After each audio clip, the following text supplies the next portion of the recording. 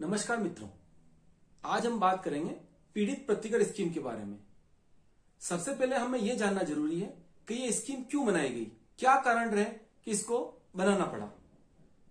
यह स्कीम भारत के संविधान में प्रदान किए गए मूल अधिकारों को संरक्षित करने के लिए एवं दंड प्रक्रिया संहिता की धारा 357 क में वर्णित प्रावधानों के मद्देनजर ऐसे व्यक्तियों को जिन्होंने उनके खिलाफ हुए किसी अपराध के परिणाम स्वरूप हानि या क्षति उठाई है एवं जिन्हें पुनर्वास की आवश्यकता है, ऐसे पीड़ित व्यक्तियों को और ऐसे पीड़ित व्यक्तियों के ऊपर आश्रित व्यक्तियों को प्रतिकर की अदायगी के लिए यह स्कीम बनाई गई है।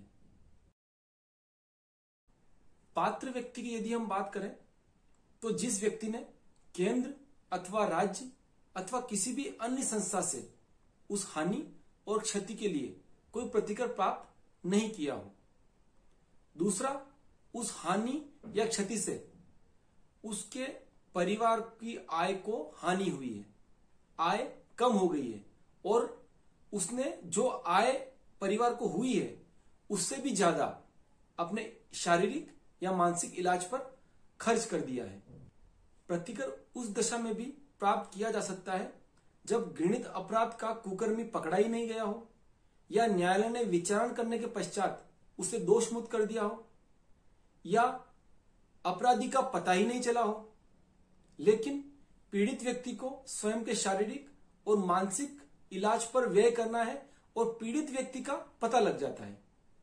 पीड़ित व्यक्ति घटना की रिपोर्ट बिना किसी देरी के मजिस्ट्रेट को या पुलिस थाने को कर देता है और पीड़ित प्रकरण के अन्वेषण और विचारण के दौरान पुलिस को और अभियोजन को सहयोग करने का वचन देता है। तब पीड़ित प्रतिकर स्कीम के तहत प्रतिकर प्राप्त किए जाने वाला व्यक्ति पात्र व्यक्ति कहलाता है।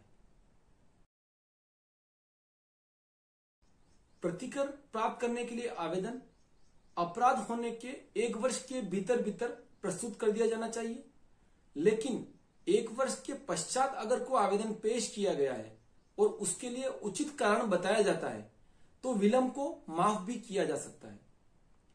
प्रतिकर प्राप्त करने के लिए आवेदन जिला विधिक सेवा प्राधिकरण अथवा राज्य विधिक सेवा प्राधिकरण में प्रस्तुत किया जा सकता है।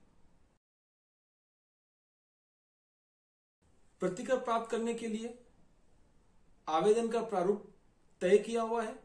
निर्धारित प्रारूप जिला विधिक सेवा प्राधिकरण, राज्य विधिक सेवा प्राधिकरण, तालुका विधिक सेवा समिति, संबंधित पुलिस थाने अथवा पैरालीगल वॉलंटियर से प्राप्त किया जा सकता है। आवेदन प्रस्तुत करते समय आवेदन स्पष्ट रूप से भरा हुआ होना चाहिए। आवेदन के साथ संबंधित थानाधिकारी अथवा मजिस्ट्रेट का प्रमाण पत्र लगा हुआ होना चाहिए। आवेदन के साथ आवेदक यानी कि पीड़ित या मृतक के आश्रित द्वारा स्वप्रमाणित शपथ पत्र लगा हुआ होना चाहिए।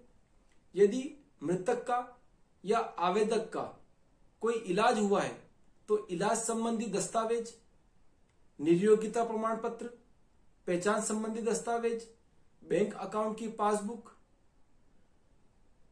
अपराध के संबंध में दर्ज करवाई गई प्रथम सूचना रिपोर्ट, न्यायालय में प्रस्तुत आरोप पत्र, इन सभी की प्रतियां भी आवेदन के साथ प्रस्तुत की जानी चाहिए।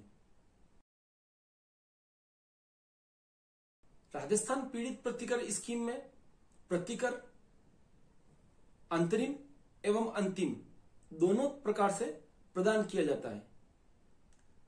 अंतिम प्रतिकर किसी भी प्रकरण के न्यायालय में विचारण के पश्चात प्रकरण का निस्तारण करते समय संबंधित न्यायालय द्वारा जिला विधिक सेवा प्राधिकरण को अथवा राज्य विधिक सेवा प्राधिकरण को अनुशंसा की जाती है।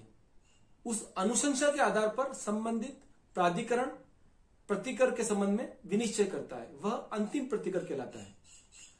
अंतरिम प्रतिकर जो ही अपराध होता है और अपराध की सूचना पुलिस थाने पर दर्ज करवा दी जाती है, उसी दौरान संबंधित पुलिस थाने अथवा मजिस्ट्रेट के प्रमाण पत्र के साथ प्राधिकरण को प्रतिकर प्राप्त करने के लिए आवेदन प्राप्त होता है, तब प्रदान किए जाने वाला प्रतिकर अंतरिम प्रतिकर कहलाता है।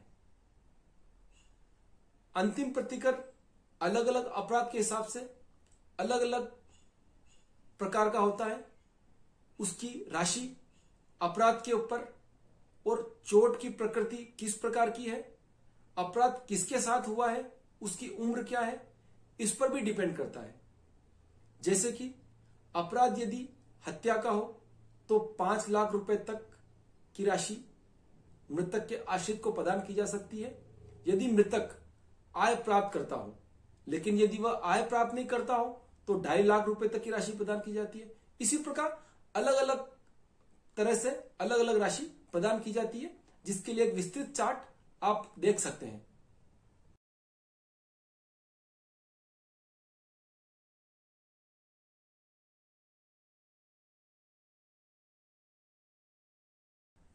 यह तो भी अंतिम प्रतिकर के तहत प्राप्त की जा सकने वाली राशि के बारे में। अब हम बात करते हैं अंतरिम प्रतिकर में कितनी राशि प्राप्त की जा सकती है। अंतरिम प्रतिकर में अंतिम संस्कार का व्यय 10,000 रुपए, चिकित्सा व्यय 25,000 रुपए। यदि अपराध या पीड़ित व्यक्ति बालक है तो उस दशा में उसको प्रदान किए जा सकने वाले अधिकतम राशि का 50% और वयस्क की दशा में उसको प्रदान की जा सकने वाली अधिकतम राशि का 25% तक अंतरिम प्रतिकर में प्रदान किया जा सकता है। आवेदन प्राधिकरण के समक्ष प्रस्तुत कर दिए जाने के 2 माह के भीतर भीतर ऐसे आवेदन का निस्तारण किया जाना आवश्यक है, यदि आवेदन सामान्य प्रकार के मामलों में किया गया है। लेकिन यदि मामला यौन अपराध से बालकों का संरक्षण अधिनियम यानी कि पोक्सो एक्ट के तहत किसी विशेष न्यायालय द्वारा रेफर किया जाता है, वहां से प्रेषित होता है, तब ऐसे आवेदन का निस्तारण 1 माह के भीतर किया जाना आवश्यक होता है। एसिड अटैक से संबंधित मामलों में आवेदन पेश किया गया है तो उसका निस्तारण 15 दिवस के भीतर किया जाकर पीड़ित व्यक्ति को प्रतिकर अदा कर दिया जाना आवश्यक होता है। इस स्कीम में प्रतिकर प्राप्त करने के अलावा भी संबंधित पीड़ित व्यक्ति की पीड़ा को कम करने के लिए पुलिस थाने के बारसाधक अधिकारी अथवा मजिस्ट्रेट के प्रमाण पत्र पर ऐसे पीड़ित व्यक्ति को चिकित्सीय फायदे, प्राथमिक उपचार, अंतरिम प्रतिकर अथवा अन्य ऐसा कोई सहायता या फायदा जो प्राधिकरण उचित समझे प्रदान कर सकता है। आवेदन प्रस्तुत करने के लिए सहायता राज्य विधिक सेवा प्राधिकरण या जिला विधिक सेवा प्राधिकरण के हेल्पलाइन नंबर पर फोन करके प्राप्त की जा सकती है। प्राधिकरण संबंधित तालुका विधिक सेवा समिति या पैरा लीगल वॉलंटियर को भी आपकी सहायता करने के लिए आदेश दे सकता है। अपराध की प्रथम सूचना रिपोर्ट दर्ज करवाए जाने के पश्चात और अनुसंधान के दौरान यदि अपराधी की पहचान नहीं होती है या अपराधी फरार हो जाता है लेकिन पीड़ित व्यक्ति की पहचान हो जाती है, तब भी पीड़ित व्यक्ति इस स्कीम के तहत प्रतिकर प्राप्त करने का अधिकारी होता है। दांडिक प्रकरण के विचारण के पश्चात जब न्यायालय निर्णय करता है तब पीड़ित व्यक्ति की ओर से अंतिम प्रतिकर प्राप्त करने के लिए औपचारिक आवेदन प्रस्तुत करना आवश्यक नहीं होता है। न्यायालय का यह कर्तव्य है कि न्यायालय जब निर्णय करे तब पीड़ित प्रतिकर स्कीम में पीड़ित को प्रतिकर दिलाया जाना उचित है तो प्रकरण प्रतिकर के लिए प्राधिकरण को प्रेषित करेगा, या यदि प्रतिकर दिलाया जाना उचित नहीं समझता है तो उसके कारण बताएगा। दुर्घटना के मामले में या लापरवाही के मामले में इस स्कीम में प्रतिकर प्राप्त नहीं किया जा सकता है। यदि थानाधिकारी द्वारा पीड़ित प्रतिकर स्कीम के तहत वांछित प्रमाण पत्र जारी करने से इनकार कर दिया जाता है तो इसकी अपील पीड़ित व्यक्ति संबंधित मजिस्ट्रेट के समक्ष प्रस्तुत कर सकता है। तो मित्रों, यह थे राजस्थान पीड़ित प्रतिकर स्कीम के प्रावधान। आशा है आपको ये वीडियो जरूर पसंद आया होगा। नमस्कार।